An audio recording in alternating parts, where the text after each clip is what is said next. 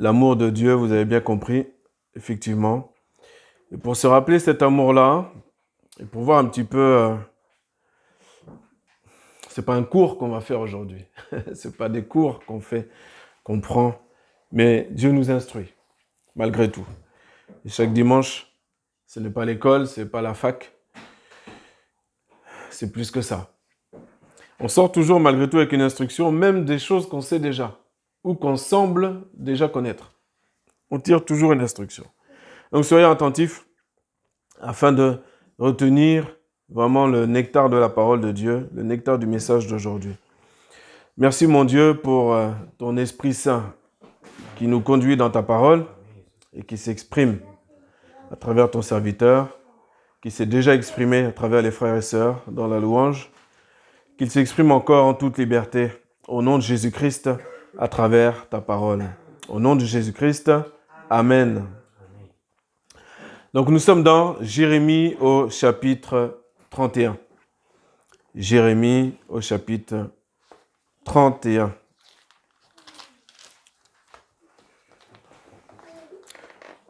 Nous allons lire du verset 1er au verset 3.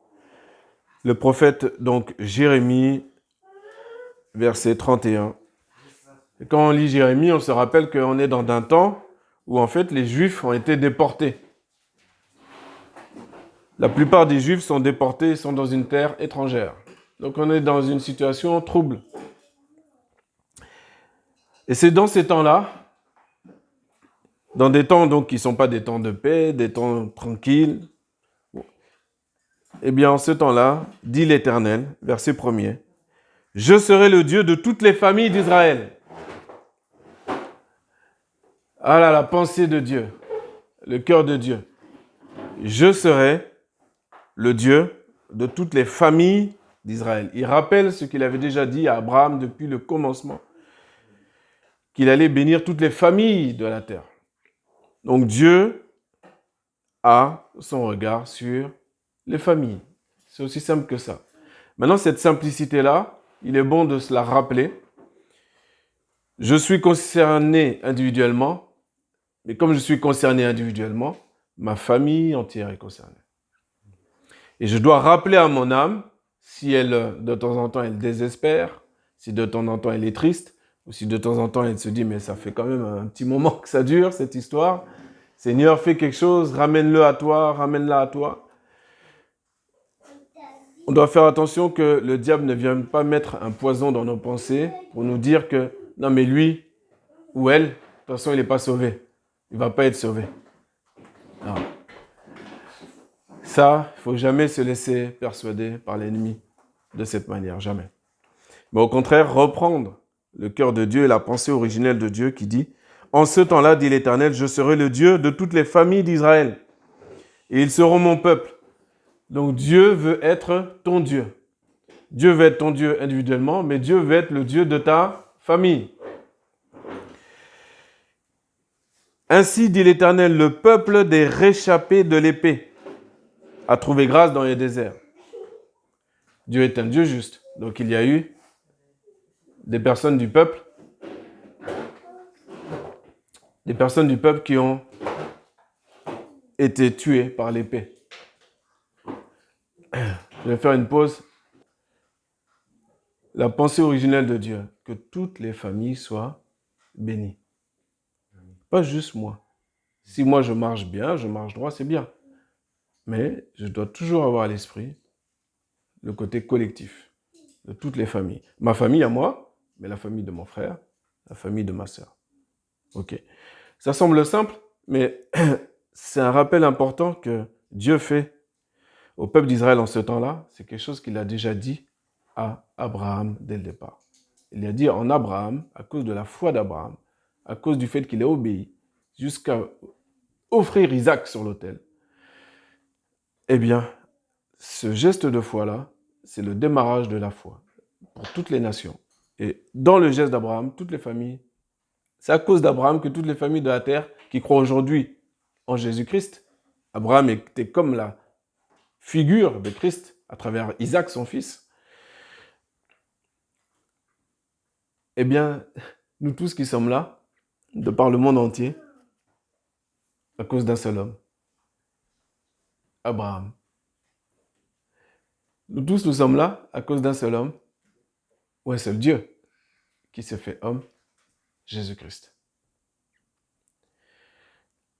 Et d'Abraham est sorti un peuple nombreux, comme on le voit aujourd'hui en Israël. Si vous allez en Israël, vous allez voir qu'effectivement, il y a du monde.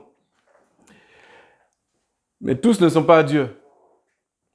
Aujourd'hui, comme ça a été dans le temps. Donc Dieu qui est un Dieu juste, eh bien effectivement, il y en a qui malheureusement ont été tués. Mais la pensée de Dieu, Dieu est un Dieu d'amour. Et il veut bénir toutes les familles. Ok. Il poursuit et il continue son instruction en disant « Ainsi dit l'Éternel, le peuple des réchappés de l'épée a trouvé grâce dans le désert. Je m'en vais donner du repos à Israël. » De la bénédiction de Dieu sur toi et sur ta famille doit découler un repos. Le repos, c'est quoi? Est-ce que c'est se croiser les doigts? Est-ce que c'est s'allonger dans le canapé? C'est pas ça le repos. Le repos dont Dieu parle, c'est le repos de toutes les pensées qui m'assaillent, de tout ce qui est négatif, de tout ce que mes yeux voient aussi de négatif, de toutes les injustices que je vois partout dans le monde. Même dans ces choses-là, en Jésus-Christ, j'ai le repos parce que je connais sa parole, je connais la fin de l'histoire, je sais que le méchant aura son salaire, qu'il ne restera pas impuni, que ce soit dans ce temps présent, que ce soit dans le temps à venir, il ne sera pas impuni. Donc, je sais aussi autre chose, que Dieu, on l'a lu la semaine dernière, que Dieu ne prend pas plaisir dans la mort du méchant, mais qu'il revienne de ses mauvaises voies. Alors, je dois avoir ce même cœur. Même si je connais la fin de l'histoire, eh ben, j'espère que, même dans les terroristes, par exemple, que ce soit du Hamas ou n'importe quel autre groupe armé, qu'il y ait au moins 1, 2, 3, 4 qui se réveillent, qui un jour tombent sur la parole de Dieu, soit par vidéo, soit par d'autres moyens, je ne sais pas, et qui peuvent se repentir. Ils peuvent se repentir. S'ils se repentent, Dieu va les accueillir parce que Dieu est un Dieu d'amour. Mais il a commencé avec Israël. C'est pour ça que notre cœur à nous aussi est attaché à ce peuple-là. Et nous sommes nous-mêmes l'Israël de Dieu. C'est-à-dire que nous sommes nous-mêmes un peuple mis à part à travers Jésus-Christ. Et nous sommes véritablement sanctifiés en lui, sanctifiés dans sa parole. Ce qui fait qu'on est à part aussi, tout comme les Juifs. Normalement, le disciple de Christ, l'enfant de Dieu, l'ami de Christ, eh bien, dans le monde, là, quand tu es dans le monde, là, du lundi au samedi, tu vois bien que tu es à part. Si tu ne sens pas que tu es à part, c'est que tu ne fais pas partie du peuple de Dieu. C'est que tu es en fait dans le monde. Mais au fur et à mesure que tu marches avec Dieu et que tu comprends l'amour de Dieu pour toi, et comme j'ai dit tout à l'heure, tu vas découvrir que ces commandements ne sont pas pénibles du tout en vérité et qu'ils sont très faciles à accomplir. Plus faciles qu'on le pense en tout cas. Dans bien des choses. Et bien au fur et à mesure, eh bien, on va mettre notre vie en règle, on va marcher droit, etc. parce qu'on a appris à aimer Dieu. On ne va pas marcher droit parce que quelqu'un nous a dit fais ci, fais ça. Ça ne marche pas. Ou ça marche pendant un petit temps. Mais en vérité, on ne fait pas ce qu'on nous dit. Non. Mais quand on apprend à connaître Dieu, à lire sa parole, à découvrir son cœur, eh bien, tu vas l'aimer de plus en plus. Et le fait que tu l'aimes de plus en plus, c'est ça qui va t'aider à accomplir sa parole. Aimer Dieu. Tu aimeras l'Éternel, ton Dieu, de tout ton cœur, toute ton âme, toute ta pensée, toute ta force. C'est le premier, c'est pas pour rien. C'est de ce premier-là, comme je le dis toujours, je me répète tout le temps, mais le deuxième vient après, il lui est semblable, mais ensuite, je peux aimer mon prochain comme moi-même.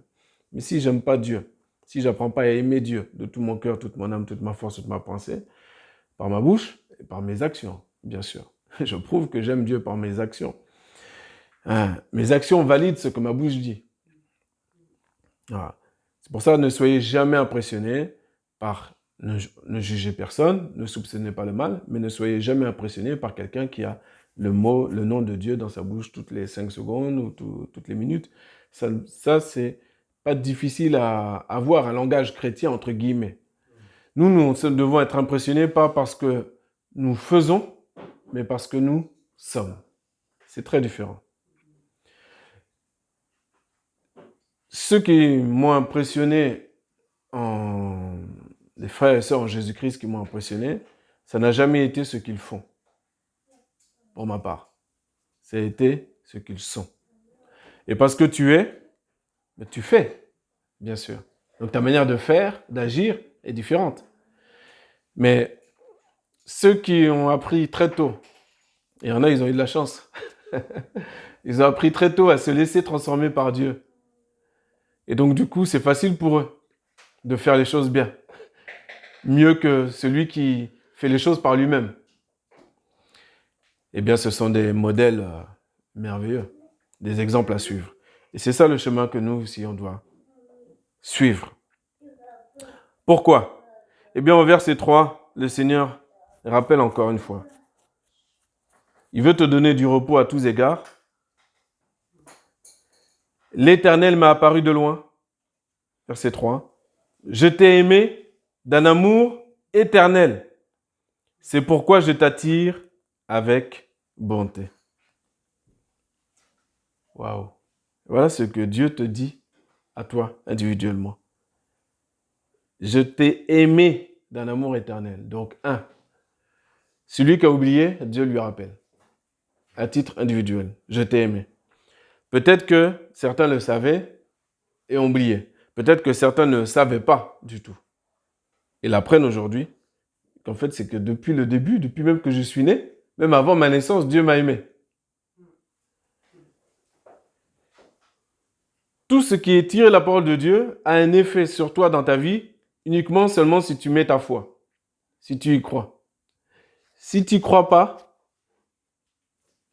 il n'y aura pas de changement radical dans ta vie. Si tu crois, si tu mets ta foi dans la parole de Dieu, pas dans la parole de l'homme qui a le micro, mais dans la parole de Dieu elle-même, alors là, ça va tout changer. Ta vie va basculer du tout au tout. Même si tu ne connais pas Dieu à 100%, encore aujourd'hui, peu importe. Tu peux décider dès aujourd'hui de croire quand Dieu te dit qu'il t'a toujours aimé, qu'il t'aime, qu'il t'aimera toujours. Pourquoi toujours? Parce qu'il dit, je t'ai aimé d'un amour éternel. Ah ça, tu peux toujours essayer de trouver quelqu'un qui t'aime de cette manière-là, tu ne vas pas trouver. Ça, c'est clair.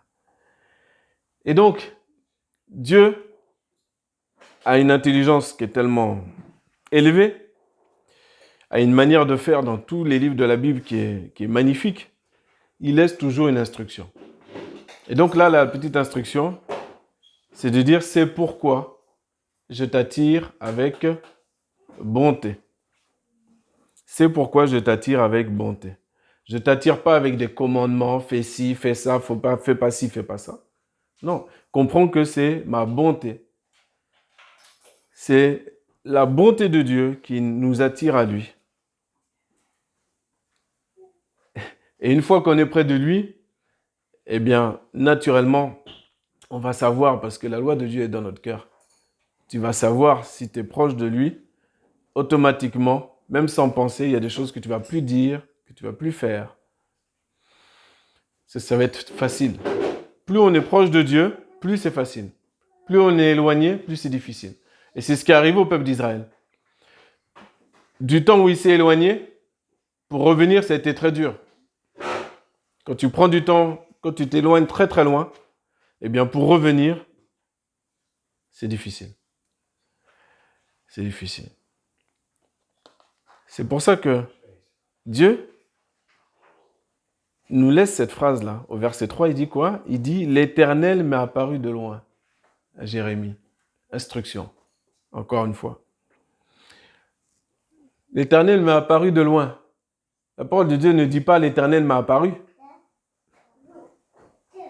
L'Éternel m'a apparu de loin. C'est-à-dire que, oui, le peuple était loin de lui. Mais Dieu est là quand même. Même si le peuple est loin, même si tu es éloigné de Dieu, Dieu, lui, il est là. Et qu'est-ce qu'il te dit de loin? Écoute bien, c'est trop fort. Dieu n'attend pas que tu sois tout près, proche de lui pour te dire « Je t'aime d'un amour éternel ». Il n'attend pas que tu sois tout proche de lui pour te dire « Je t'aime ». Dans le monde des hommes, un couple, une femme, peut-être il faut que l'homme fasse 10 cadeaux, 10 travaux ménagers à la maison, 10 ceci, 10 voyages, 10 loisirs, 10 machins, pour peut-être entendre un jour sa femme dire « Je t'aime ». Ça, c'est le monde d'en bas. Pas chez nous, bien sûr. Mais c'est le monde d'en bas. C'est le monde des hommes, c'est comme ça. Ou alors, pour avoir un compliment de ton chef au travail, ou pour avoir un compliment de ton voisin, ou de quelqu'un qui te connaît quand même, qui te voit souvent, eh bien, il y en a, si tu leur as donné 5 000, 6 000, 7 000 euros, là, peut-être ils vont commencer à te dire ah, je t'apprécie, je t'aime bien. Ouais. Ça, c'est en bas. En bas, on ne dit pas facilement de bonnes choses entre nous. Et c'est pas bien. Ça aussi, c'est esprit, vie et paix. Esprit et vie. Les paroles doivent être esprit et vie. Donc, quand je dis je t'aime ma sœur, je t'aime mon frère, c'est esprit et vie. Je suis en train d'envoyer un message divin dans l'être de la personne qui est en face de moi. Une parole de vérité. Parce que faites attention aussi, il y a les petits voyous. Moi, je parle des paroles de vérité. Mais vous inquiétez pas, de toute façon, pour tout ce qui est faux, les gens qui sont faux, il faut juste leur donner un peu de temps. Et à un moment donné, le visage, il tombe. Donc, c'est juste un peu de temps. Voilà. Bon. Merci Seigneur, il n'y a pas de gens faux ici. Amen. Donc, l'Éternel t'a toujours aimé, l'Éternel t'aime, et l'Éternel t'aimera toujours. Même toi qui regardes peut-être, qui va regarder le message en vidéo plus tard, tu te rappelleras que Dieu, là où tu es, ta situation là, quelle qu'elle soit, quel que soit ton péché, quelle que soit ton iniquité,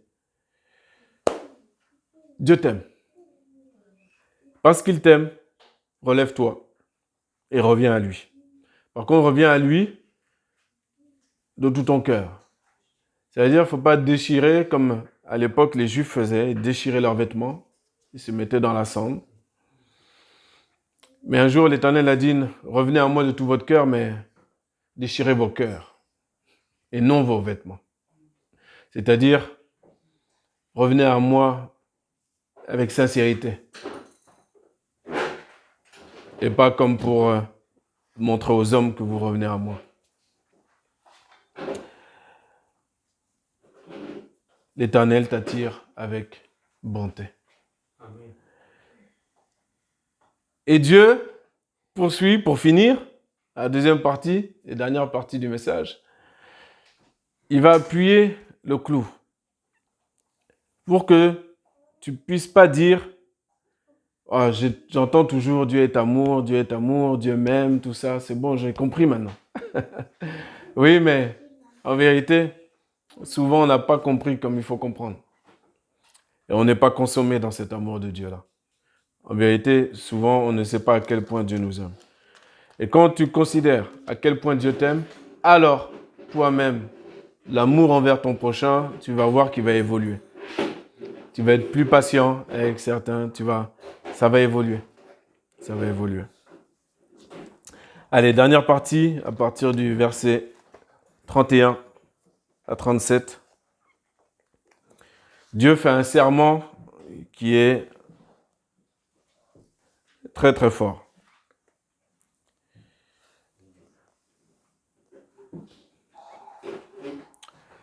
Voici des jours viennent, dit l'Éternel, et j'établirai avec la maison d'Israël et avec la maison de Juda une nouvelle alliance. Non selon l'alliance que je fis avec leur père, au jour où je les pris par la main pour les faire sortir du pays d'Égypte, mon alliance qu'ils ont rompue, quoique je les eusse épousés, dit l'Éternel. Et c'est vrai. À peine sortis d'Égypte, ils ont abandonné l'Éternel. Plusieurs ont osé, on s'en rend pas compte, mais c'est terrible, ont osé construire un veau d'or à cause de l'impatience. Qu'est-ce que ça peut faire, l'impatience? Si tu as fait une prière à Dieu, que tu penses que tu as bien jugé, jaugé, que c'est une prière qui est juste, selon sa volonté, et que le Seigneur tarde à t'exaucer, il a ses raisons. Le Seigneur veut toujours faire les choses de manière parfaite et se glorifier dans ta situation. Donc il patiente jusqu'au moment opportun. Il patiente jusqu'au moment opportun. Mais pendant ce temps-là, il ne faut pas se faire un veau d'or. Il ne faut pas lui faire... Il ne faut pas lui créer un désagrément tel qu'on le mettra en colère. Et donc du coup, l'exaucement de la prière, eh bien, on ne s'en rend pas compte, mais on le prolonge quand c'est comme ça.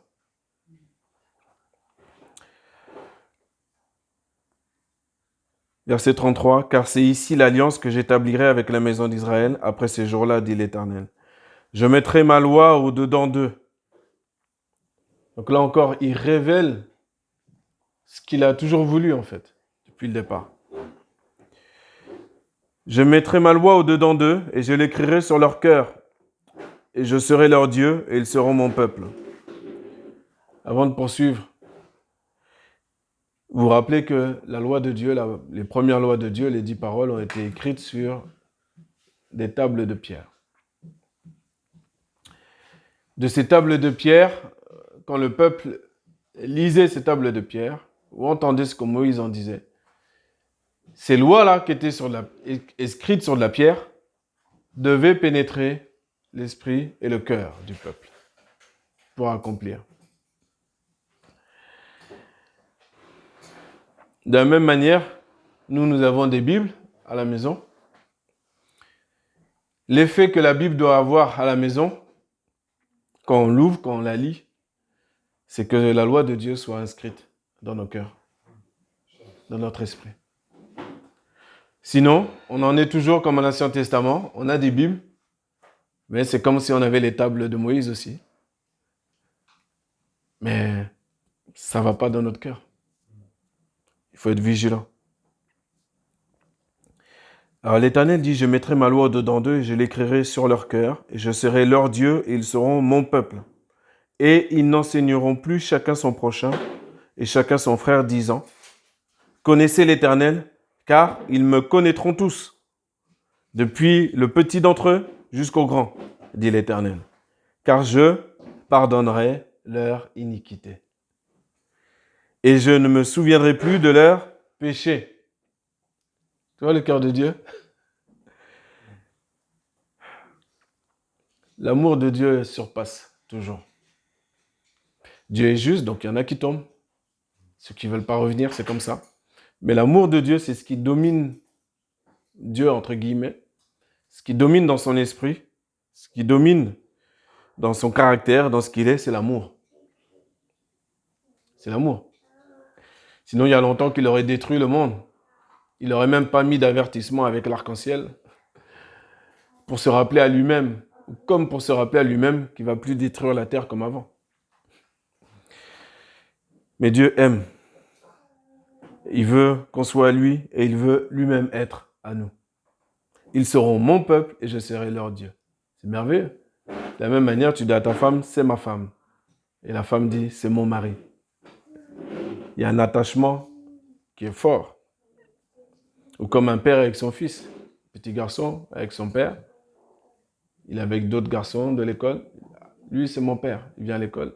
C'est mon père. Il y a une fierté, il y a quelque chose. Papa est là. Voilà. Ainsi dit l'Éternel au verset 35, qui donne le soleil pour la lumière du jour les ordonnances de la lune et des étoiles pour la lumière de la nuit, qui soulève la mer et ses flots mugissent, l'Éternel des armées est son nom. Donc il rappelle que Dieu est puissant. Quand il dit l'Éternel des armées est son nom, il rappelle sa toute puissance.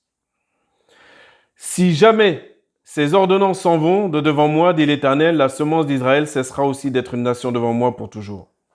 Je te raconte du serment, je ne sais pas si vous avez compris là, mais il est en train de te dire que s'il n'y a plus de soleil dans les cieux en journée là, s'il n'y a plus de lune la nuit, alors l'amour qu'il a parlé dans les versets avant, je t'ai aimé d'un amour éternel, mais il est toujours obligé d'expliquer, de détailler, parce qu'il connaît les hommes.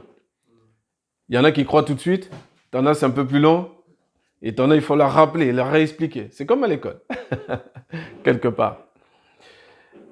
Donc là, il donne un exemple pour dire que, tu sais, si un jour tu vois le soleil qui n'est plus là, ah ben alors là, la promesse que j'ai faite avant, eh ben, elle est partie. Elle n'existe plus. Et il continue. Verset 37. Ainsi dit l'Éternel, si on mesure les cieux en haut et qu'on sonde les fondements de la terre en bas, alors aussi moi je rejetterai toute la race d'Israël à cause de tout ce qu'ils ont fait, dit l'Éternel. Voici les jours viennent, dit l'Éternel, où la ville sera bâtie à l'Éternel, depuis la tour d'Anaël jusqu'à la porte du coin, et le cordeau à mesurer sortira encore vis-à-vis d'elle jusqu'à la colline de Gareb, et fera le tour jusqu'à Goat, et toute la vallée des cadavres et des cendres, et tous les champs jusqu'au torrent du Cédron, jusqu'au coin de la porte des chevaux vers le levant, seront saints, consacrés à l'Éternel. Elle ne sera plus arrachée, ni renversée à jamais. Amen. Amen. C'est aussi un message envoyé à tous les ennemis d'Israël. Ils peuvent toujours essayer, ils se battent contre Dieu. Malheureusement pour eux, donc ils auront les conséquences. Aujourd'hui, les endroits historiques qu'on a lus, là, géographiques, 90% sont déjà accomplis. Il reste encore un peu de territoire dans la Judée à prendre encore. Nous, on ne fait pas de politique, tant mieux. Mais on est dans le plan de Dieu. On essaie de comprendre Dieu. On ne regarde pas la télé en ayant un petit cœur humaniste qui dit « Ah bah quand même, c'est pas juste. » Non, on ne comprend pas. Sur le plan humain, tu ne vas pas comprendre. Tu ne vas pas comprendre. Tu ne vas pas comprendre ni l'un côté, ni l'autre côté, au niveau humain. C'est pas la peine. Tu vas trouver des méchants des deux côtés. Ça, c'est sûr. Mais quand tu regardes l'actualité, tu regardes le monde dans lequel tu vis, à travers la parole de Dieu, eh bien, tu es plus calme. Tu es plus dans le repos dans tes réactions. Et ton esprit est mieux orienté pour savoir comment prier. Qu'est-ce que tu as à faire dans la situation? Tu dois encore commenter, ou tu te dis, ah, là je sens que le retour du Seigneur est proche, donc je vais réorienter mes prières et mes actions.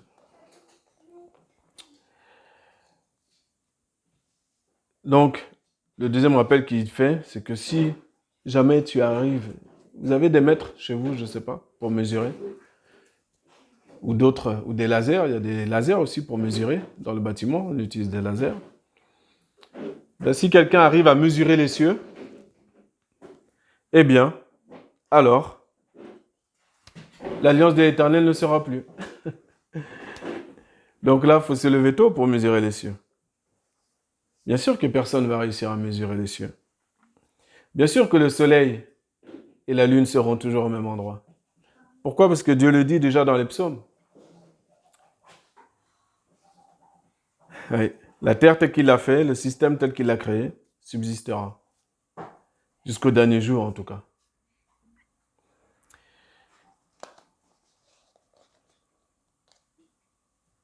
Donc, quand Dieu promet quelque chose, il le fait. S'il te dit aujourd'hui, je t'ai aimé, je t'aime, je t'aimerai toujours, alors, c'est le moment pour toi. Peu importe là où tu en es, est-ce que tu es très loin, comme l'Éternel a dit? Est-ce que tu es à moitié ou tu es proche du Seigneur, tant mieux. Mais en tout cas, rappelle-toi que Dieu t'aime et t'aimera toujours. Et donc, ça te donne, toi, de la force Parce que tu l'as déjà entendu, cette phrase-là. Tu as déjà entendu que Dieu t'aime.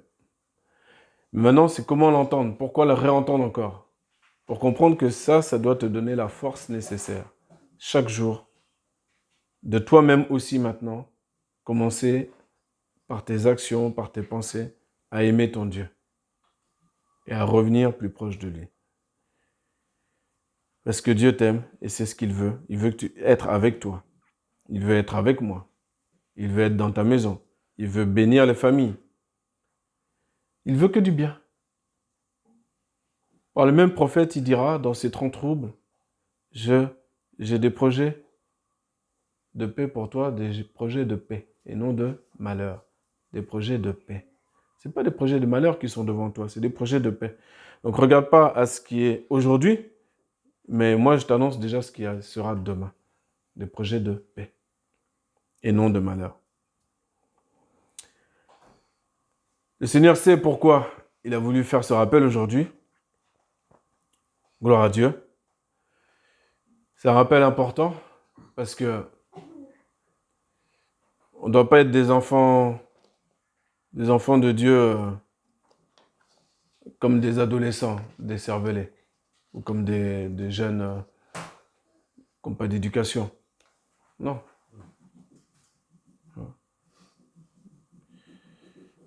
Quand on est adolescent, et le peuple d'Israël a vécu ce temps d'adolescence là aussi, il s'est plaint.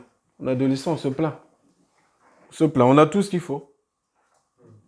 Un toit, à manger, un frigo, on a faim, on ouvre le frigo, on mange. On veut 10 euros, on demande 10 euros. Quelqu'un dans la maison nous donne. Mais on va arriver à se plaindre encore.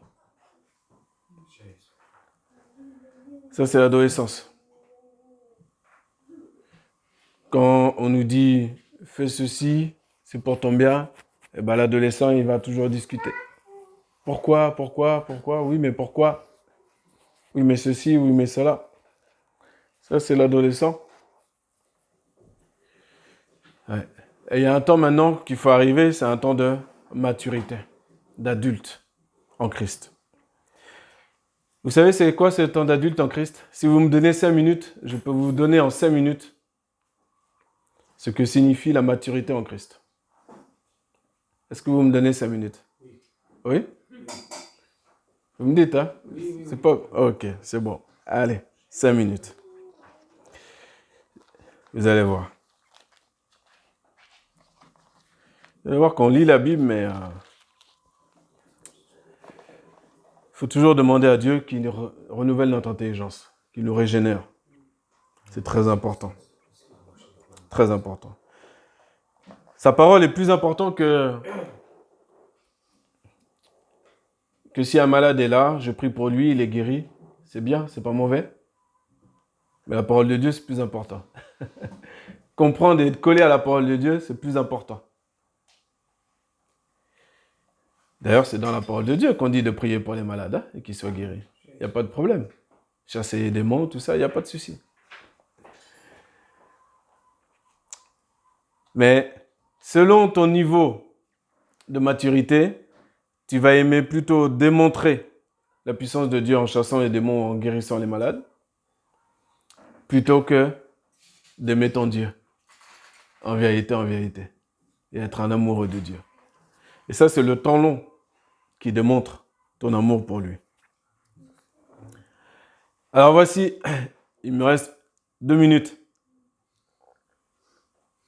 pour vous faire la démonstration de la maturité en Christ.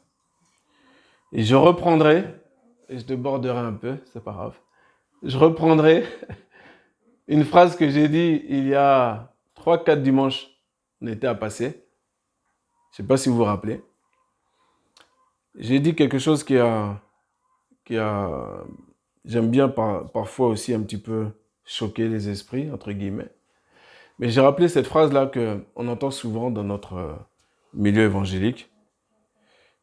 L'expression bébé spirituel. Vous vous rappelez, j'ai parlé de ça. Bon.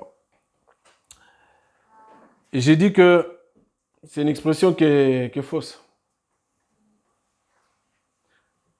Mais il faut bien comprendre ce que je veux dire par là. C'est-à-dire qu'un bébé est spirituel Dans la même phrase, ça ne marche pas. Enfant de Dieu, oui, ça marche. La précision des mots, c'est important. Mais bébé spirituel, c'est une phrase de dédain, de condescendance. On dit, ah, lui, c'est un bébé spirituel. On ne s'en rend pas compte. Parfois, la personne ne veut pas être condescendant. Mais c'est l'expression qui est, comme par hasard, gravée dans son cœur. Parce que c'est de l'abondance du cœur que la bouche parle. Si je suis spirituel, je marche par l'esprit. Si je marche par l'esprit, je suis déjà dans la maturité et dans l'excellence. Je ne suis pas bébé. Je ne suis pas bébé. Et cette excellence-là, je vous la lis. C'est Dieu lui-même qui en parle. Si je parle dans les langues des hommes et des anges, mais que je n'ai pas l'amour, je suis comme un airain qui résonne ou comme une cymbale retentissante. Et si j'ai la prophétie et que je connaisse tous les mystères et toute connaissance et que j'ai toute la foi, de manière à transporter des montagnes, mais que je n'ai pas l'amour, je ne suis rien.